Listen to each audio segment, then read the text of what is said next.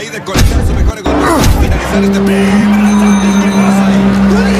de Santos, y el Filipino comienza. Años abajo, a la cara, gol. John Riel, cuadro Alas Casimiro. The Beast, Saul Sanchez. Sa wakas natuldukan na rin ang pag-aabang ng mga Pinoy boxing fans dahil magbabalik aksyon na ang pinakamaangas na boxer ng Pinas na si John Riel Cuadro Alas Casimiro.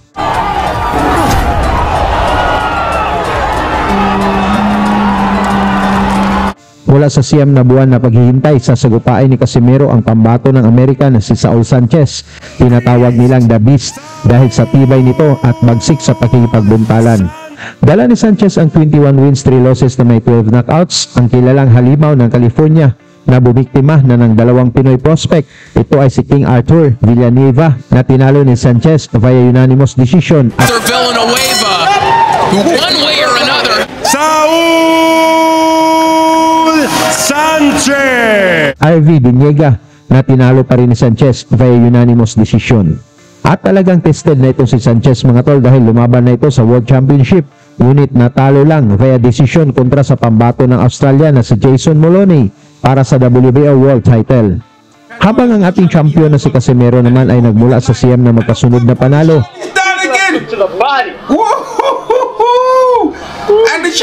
Naging 3 division world champion at hindi pa natatalo mula noong 2018. Huling nag-champion si Casimiro at tinalo si Zolani Tete at binawian ng WBO title via technical knockout sa round 3. He's got him with a bot now. He's given it 20 seconds and Tete still looks unsteady. He's got to buy some time here and make Casimiro miss. Casimiro needs to pick his punches and he can't find the clean shot. At dahil ayaw lumaban ni Naoya Inoue sa unification fight, binipensahan na lang ni Casimiro ang kanyang belt kay Doc Maika via technical knockout sa round 3.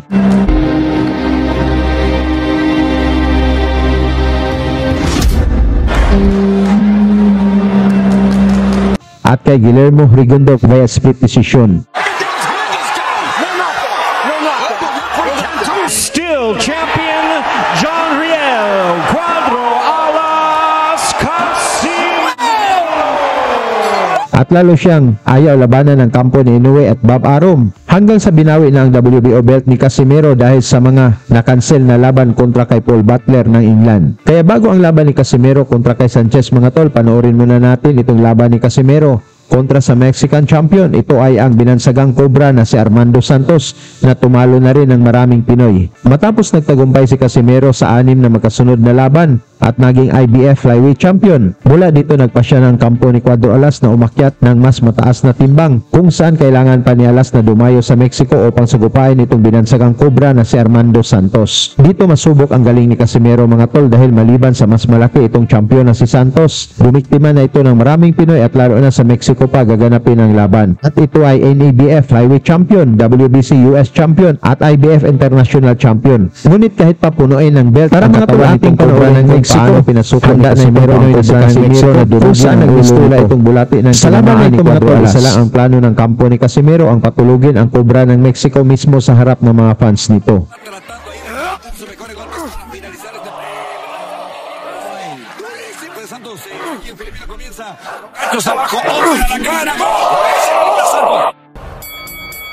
Sa round 1 mga tol, malalakas na suntok na kaagad ang sumalubong dito sa Cobra ng Mexico kung saan napayakap na lang ito kay Alas pag tinatamaan. Y ahora, por lo pronto, este es el aparente round de estudio. Utilizando un poquito el llaveo. Buena y izquierda-derecha por parte del filipino que, oiga, comenzó con todo, dando golpes ahí con un volado a la cara de su rival y no. Se defiende hasta el momento el boxeador Armando Santos, que va a tener que meter el acelerador. Lo puso mal a Santos. Y parece que la pelea no va. Creemos que ya asimiló esos golpes. Tiene la guardia muy bien puesta. Armando Santos lo hemos tenido también aquí en Fox Deportes, algunas peleas. Lo hemos visto que descuidaba su guardia. Ahora le hemos que está bien cerrado y sigue bloqueando los golpes fuertes de Casimiro. Sí, ahí por más golpes que tiene Casimiro, ahora tira ahí un volado, también un gancho abajo. Pero ahí de mano izquierda y salió como un torbellino enfrente de Armando Santos, pero vamos que Parece que ya se recuperó este golpe de mano derecha, volados, la izquierda volada de Casimero y ve como ya mucha potencia bastante. Bueno, pues vamos a ver el Cobra. Nagsisigawan naman ang mga boxing fans pag tumama ang kanilang pambato, ngunit parang hindi tinatablan dito si Casimero. Centro, mira qué golpes tira ahí ese gancho a la cara. Uy, bueno, son frente de Armando Santos, pero vemos que no se ha recuperado Santos, como que está sorprendido, ¿no? Por tantos volados que le está conectando, le está lanzando Casimero y sigue lanzándolos. El upper también lo está conectando. Él es como remata con la derecha. Otra vez, lo que trae Casimero es que tiene una seguidilla de 8 kilos. Recuerden que si gana esta pelea, pues va por el título. Contra el campeón es Matt Ruen, pues tiene lo suyo, ya lo manda para atrás con esos volados de mano izquierda. El cuerpo sigue conectando a los Santos. Sí, por eso está Ruen es el campeón de Tailandia, un nombre medio raro, Matt Ruen. Sí. Aquí vemos que están en pelea de eliminatoria. Sí, el eliminatoria, sí. Los dos quieren ese título, por eso están peleando pues con todo. Sobre todo el filipino, que salió lanzando muchos golpes. Vemos que también Armando Santos tiene lo suyo, ya lo manda para atrás con esos volados de mano izquierda. El cuerpo sigue conectando a los Santos. Sí, se está recuperando Santos. Por eso está tratando ahí de conectar sus mejores golpes para finalizar este Mula sa malakas na kaliwa ni Casimero, bumagsak itong si Santos, ngunit nagpakita din ito ng tibay. Por eso está tratando ahí de conectar sus mejores golpes para finalizar este durísimo el metón de su rival, lo manda a la lona. Sorprendido ya para acabarse bravo, salvó la campana al mismo tiempo, lo conectó y sorprendido Santos, lo salvó la campana. Automáticamente es un round 10-8 para la esquina roja donde está John Riel Casimero. Salió decidido, salió a acabar la gente. El metón de su rival, lo manda a la lona. Sorprendido ya para Dito sa ikalawang round, mga tol, mas lalong naging agresibo itong si Cuadro Alas na gusto ng tapusin ng laban.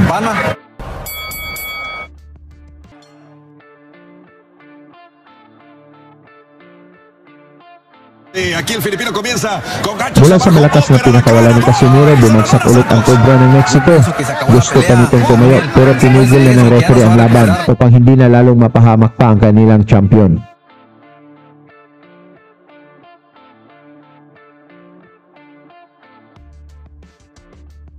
Santos, aquí el filipino comienza con ganchos abajo, hombre a la cara, ¡gol! ¡Salvador Santos!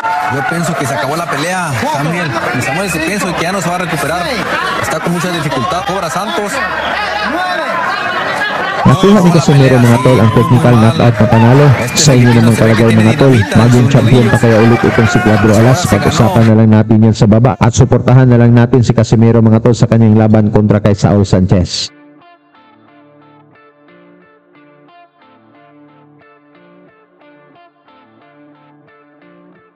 Lagi niyong sundan, huwag magpapahuli. Pag-usapan ay bakbakan, balita niya at laban. Mga Pinoy na di nagpapagapi. Salamat sa mga suporta na lagi nandyan.